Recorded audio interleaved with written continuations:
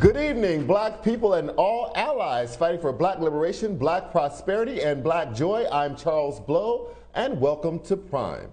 Just one day after President Biden told us in what was billed as a major speech from Philadelphia that voting rights should be a priority, not only has he and the Democrats moved on, but some national media outlets have too. Voting rights was yesterday's news, right?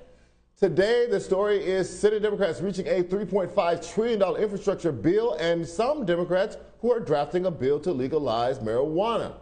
But we are experiencing Jim Crow 2.0, whether you want to keep talking about it or not. And we most definitely are going to keep talking about it here. In Mississippi, in 1890, where black voters were the overwhelming majority, a state constitutional convention was formed to write white supremacy into the DNA of the state and to restrict the black vote. Nearly all of Mississippi's 134 delegates to that constitutional convention were white men, just one was black.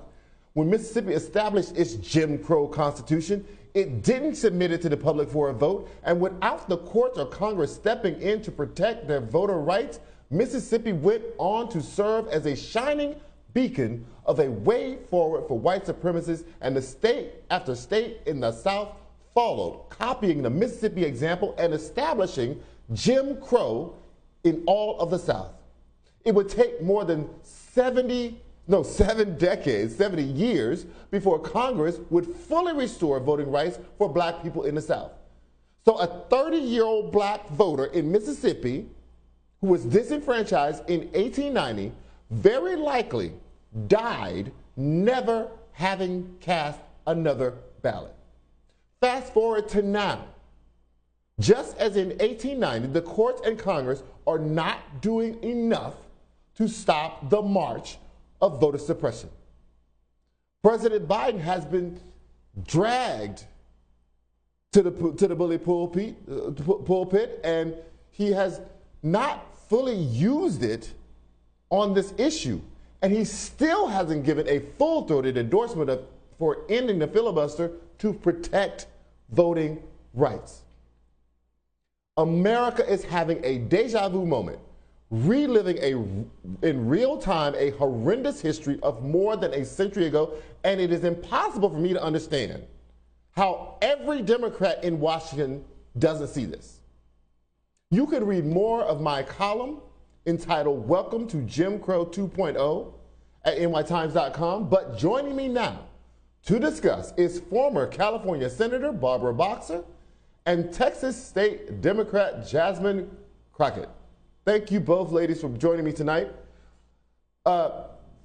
Senator Boxer, I'm just trying to understand how this idea of voter suppression is not the only thing taking up time and energy from Democrats in Washington. Oh, let me just say this to you. You are right to focus on this. Without fair elections, we're nothing. We're a fraud. We're a fraud in the world.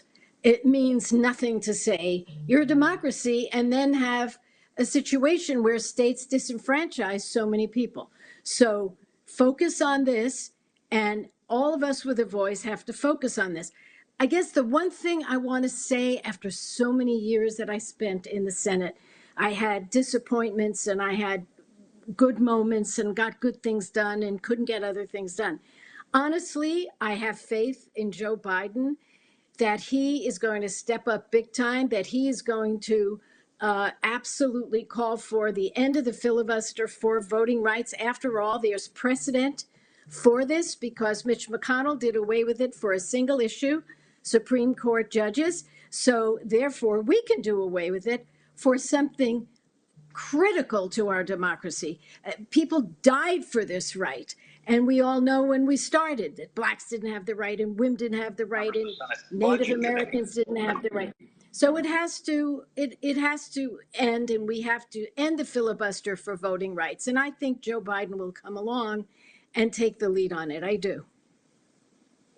So, I mean, help me to understand why you have that much confidence in what Biden is going to do, and he's going to step in at any moment to say he's going to support getting rid of part of the filibuster. Why hasn't he done that already? I just don't understand it. Like, we're 6 months in. Let me try. I'm going to try to defend him because I believe he's going to do the right thing.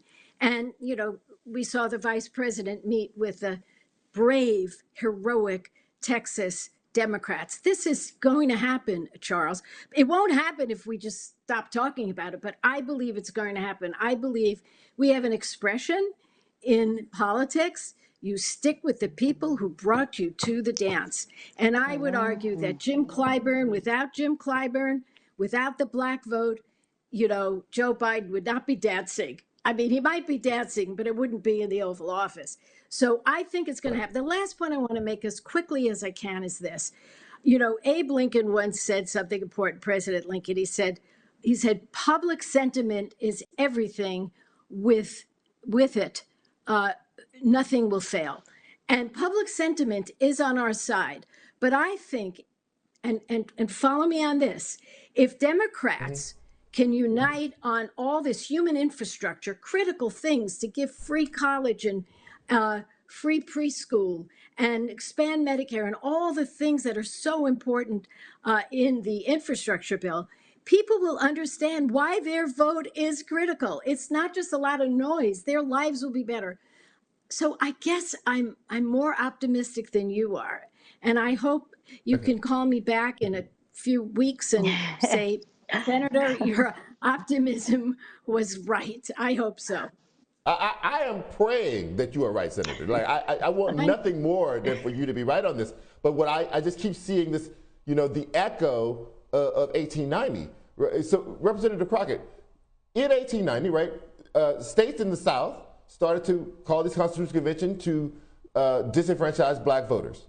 The president at the time was President Harrison. He was in favor of giving black people the right to vote and protecting it. When they started to do that, to take away the black vote, there was a federal election bill that was passed through the House, just like now. The liberals at that time, they were Republicans back then. Liberals held both the House and the Senate and the presidency at that time, just like now. That bill died in the Senate because the liberals wanted to move on to bigger, better things, right? They let that bill die. At the time, 40 black officials went to Harrison and begged and pleaded with him to step into Mississippi, and he declined. What I'm just saying is this. I see so many parallels. You guys, Texas state representatives, are basically doing what the black representatives of Mississippi did in 1890. They went to D.C. and said, please do something, because we can't do it. And they didn't do it. What do you have to say to those representatives in Washington today that those representatives in 1890 could not get across to the liberals then? You know, what's interesting is that everybody's job is on the line in addition to democracy. And so people keep saying, well, what else is in this bill? We don't understand. Well, this bill is pages and pages long. The senator can tell you usually it's not a one issue item, right? But let's talk about what's not in the bill. Let's talk about what Texas doesn't want to do. They continue to say the words, we're expanding access. No, you're not. You're suppressing the vote. Let's talk about the fact that 36 states and the District of Columbia have all decided that online voter registration is okay. Now, that has nothing to do with voter fraud, but we can't even get a hearing on online voter registration, let alone can we get our colleagues from across the aisle to say, you know what, we'll consider that. This is a power grab and nothing else. Because if that's the case, if you want to expand access, why don't we want to make it easier to register to vote? Why is it that we want to criminalize people who are elected officials and say send out a ballot by mail application? They're not sending the ballots out. They're sending the ballot by mail application to anyone who is actually eligible to vote by mail by Texas law. They want to say that that will be a crime in this bill.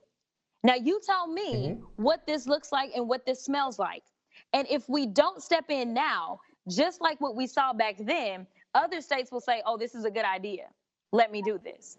We've got redistricting on the line. That means that Congress is on the line.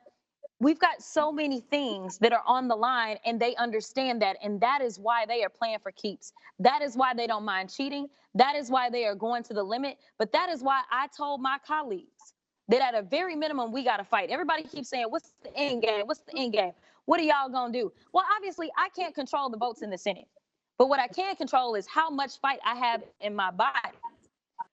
When I was elected by the people of House District 100, they didn't elect me to sit there and just take it. They elected me to fight and make sure that their voices were heard. And that's exactly what we're doing. The rest is going to be on Congress, but you won't be able to say you didn't know. I get it.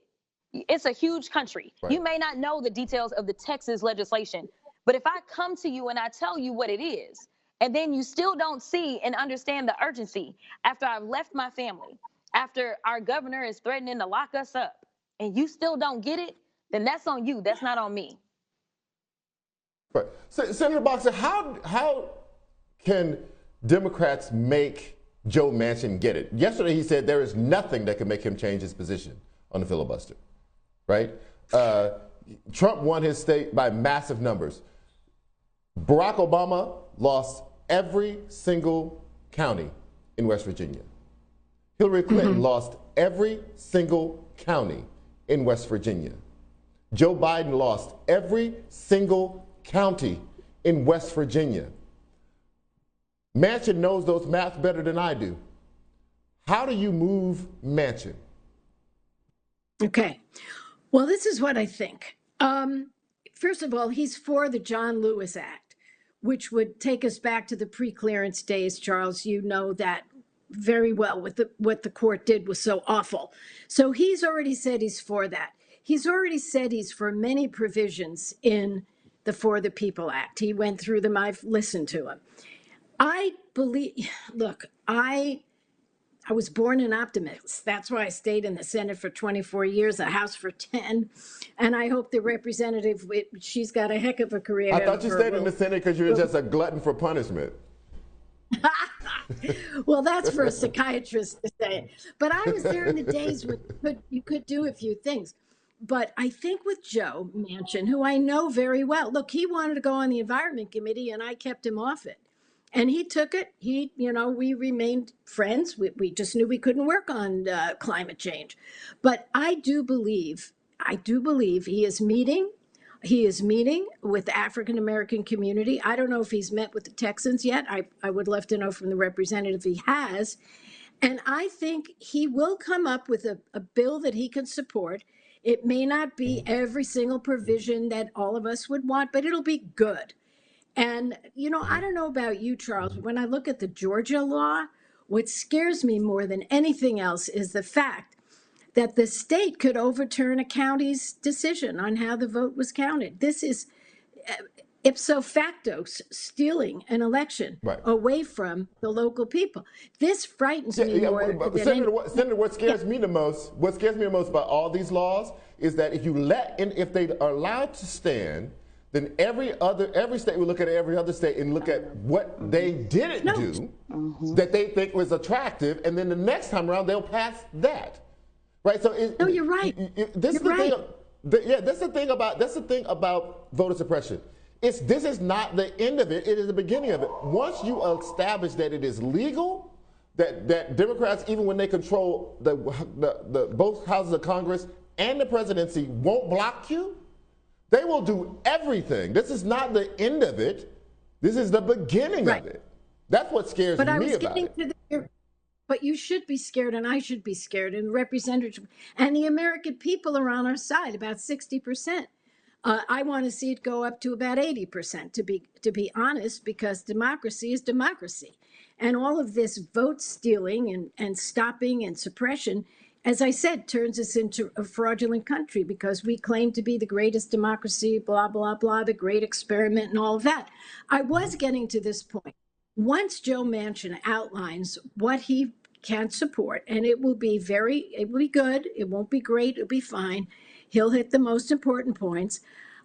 I think at that point, if he sees there is no way forward, that he might vote to do away with the filibuster just for this and using the precedent set by Mitch McConnell, which was to change it from 60 votes for a Supreme Court justice to 51. So I believe that's a real possibility.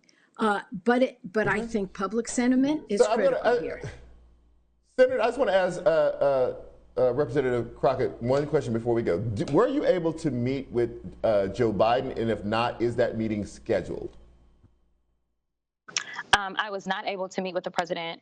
I talked to someone today in hopes of trying to get with the president. I just spoke with a staffer that I'm familiar with. Okay. And so, here's the deal. I'm a freshman. So the amount of latitude that I'm given to do certain things is, here or there. But the reality is that I'm a resourceful freshman.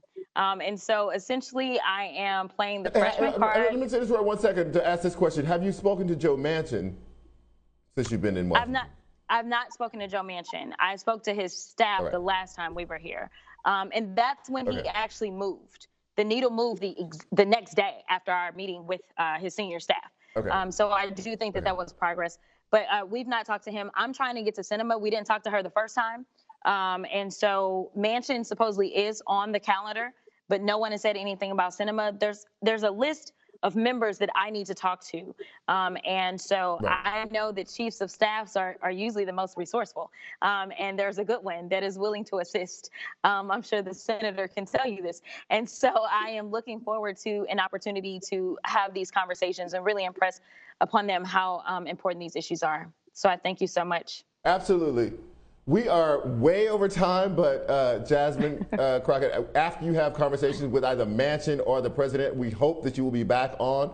And Senator Boxer, I am trying to tap into your optimism. I want you to be right. If you are right, I want to have you back on. I'm going to say, oh my God, you were right all along. I should have been more patient.